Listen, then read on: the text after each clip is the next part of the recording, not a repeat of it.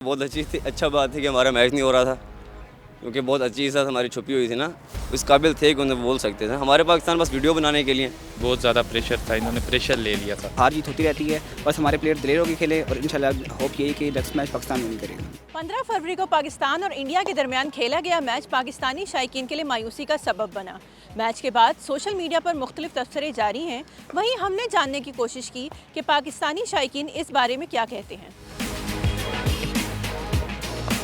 फ़खर ज़मान को खिलाना चाहिए, क्योंकि ये फ़खर ज़मान बहुत अच्छी बैटिंग करते हैं, इसको मौका नहीं दे इस बार। अगर आई थिंक इसको मौका मिले तो बहुत अच्छी परफॉर्मेंस देगा। टीम में प्रेशर बहुत था, इसलिए तो पाकिस्तान टीम हारी थी। और प्लेयर शाहीन शाह अफरीदी को पहले नहीं आना चाहिए था और उस्मान तारिक को पहले आना चाहिए था।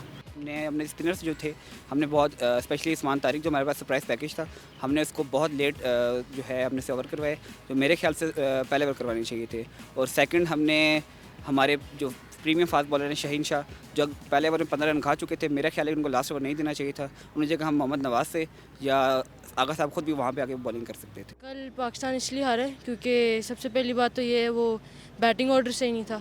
ख्वाजा नाफिर deserve a chance in the world cup.